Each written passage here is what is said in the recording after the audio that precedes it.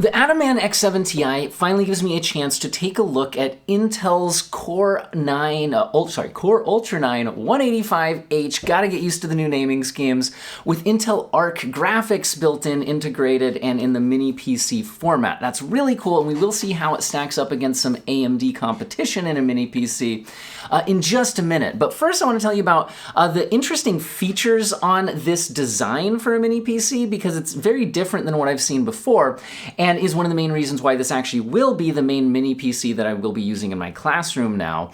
And one thing is that it has a webcam built in. It has a little shutter. You can turn it, cover it up if you don't want it to be being used. And that can be really convenient in a lot of setups. Also works for like the Windows unlocking with your face kind of situation. Also has a built-in screen here. It's not the most high quality or high resolution display, and it's not a display for using actually like for your operating system. It displays system stats by default. You can also set it to show off clocks. Mine came shipped in the with the Chinese language as the default, so I did have to go through the menus and switch that over. You can also change the PC's performance mode through the touchscreen display between, a quieter mode, a balanced mode, and a performance mode where the fans kick up and things like that. When I do gaming tests in today's video, note that it was always done by out-of-the-box settings, other than I did kick it over to the performance mode setting, which did increase the fan noise audibly when doing that, but I wanted to give it the best chance when looking at it up against the AMD competition. Now in this video, I'm looking at the Minisforum Um780 XTX up against the AtomMan X7 Ti. Now, these are actually both from Minisforum. AtomMan seems to be a Minisforum sub-brand that they're launching now. But these really are review samples from the same company. And the Minisforum 780 XTX uses a Radeon 780M graphics in it, which is pretty much up to date with the latest AMD technology. Yes, there's an 8000 series version of this. This is the 7840HS based APU in here. But the 8000 series update really was just a small update to the neural processor, like the AI processor inside, and doesn't really affect the overall normal gaming performance type stuff that I measure in the video. Overall, like form factor wise, these are similar. They're both a small square, although the AMD based system is a little bit smaller that way, but a little bit taller that way. Overall, they're both small. They're probably fit wherever you need them to work.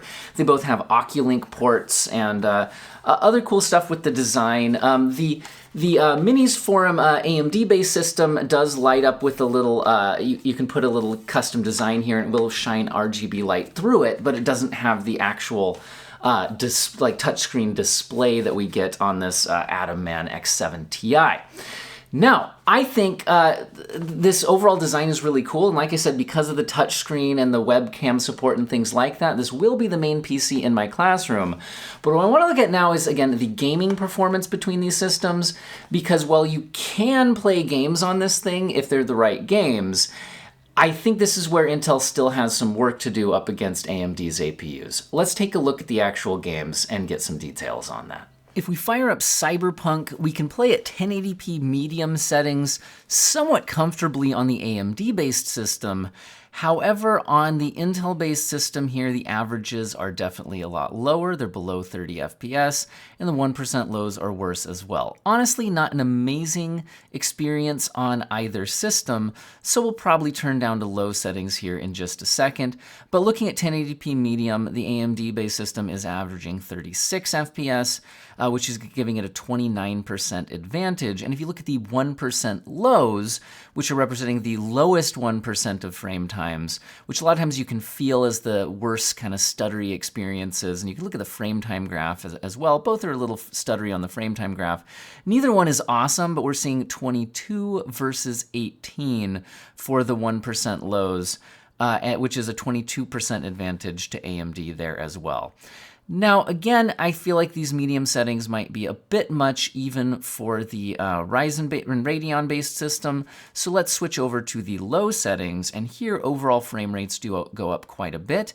The AMD-based system is now at 45 frames per second with Intel at 34. That's giving a 32% advantage to the AMD-based system.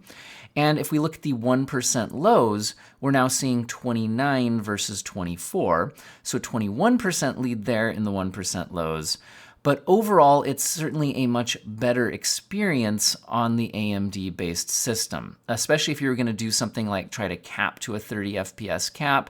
It'll just be a little easier to get that kind of consistent experience and just very rarely dipping below that 30 FPS line. Now, the systems, like I said, are running at their out-of-the-box settings. Other than on the Intel-based system, I did kick over to the performance mode for the fan speed and things like that. In the AMD-based system, I just left it its out-of-the-box settings.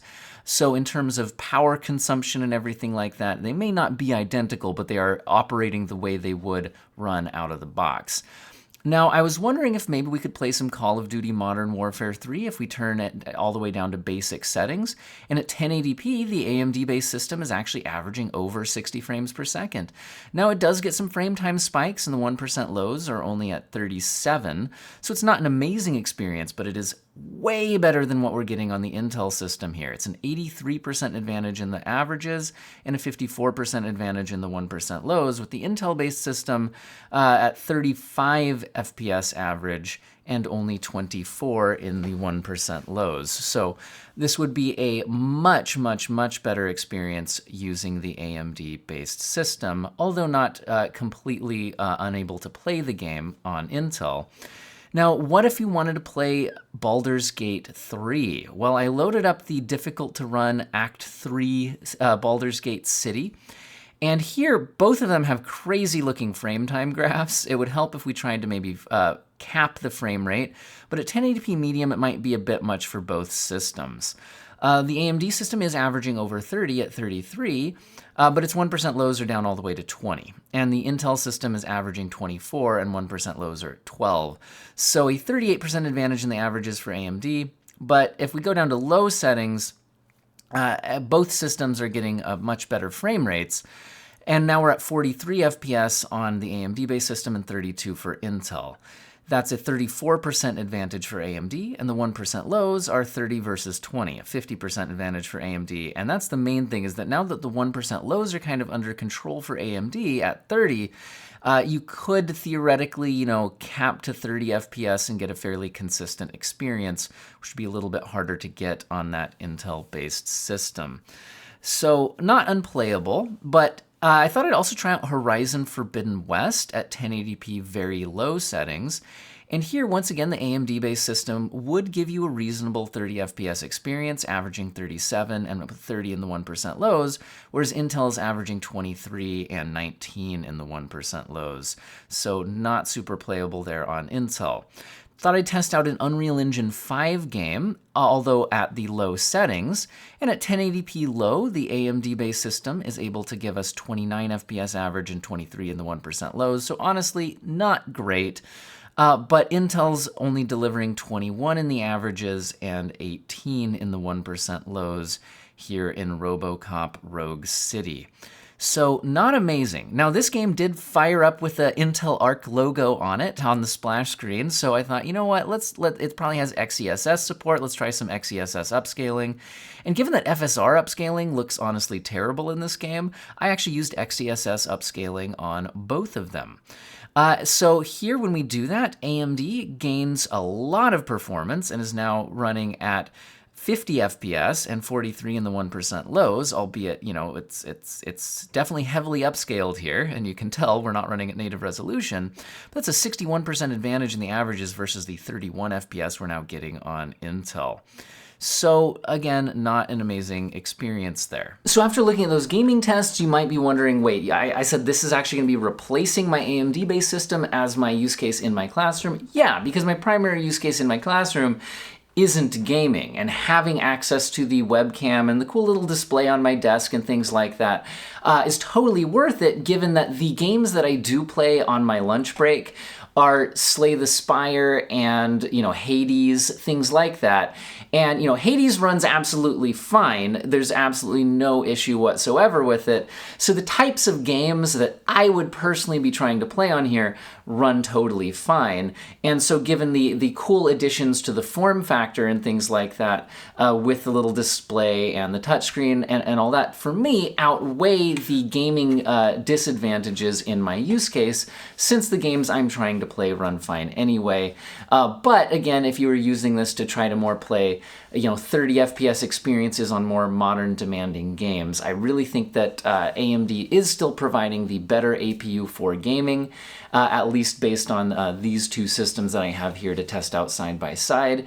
And so, yeah, if you're buying these more with a gaming focus, that would, I would certainly say, go more towards those AMD-based APUs, and I am very interested to see where Intel goes with this in the future. It'll be cool to compare these from there, and in general, especially with that AMD-based system, it's just kind of cool to see that you can get a playable experience in some pretty modern, graphically impressive games if you're willing to go with a 30 FPS frame rate cap kind of thing. So this is a test of the built-in camera and microphone, so you guys can hear it and see it. As you can tell, it's good enough for a Zoom call or something like that, which comes in handy at work.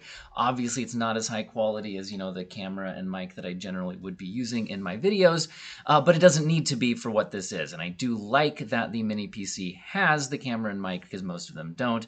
And again, it does have the little shutter thing where I can block out the video if you don't want it and all of that. Anyway, so yeah, back to the normal video. Just wanted you guys to get to hear and see this in a quick test. What do you guys think about all this? Let me know in the comment section. Hopefully you guys found this video useful and or interesting. Huge thank you to everybody, and I hope all of you have an excellent day.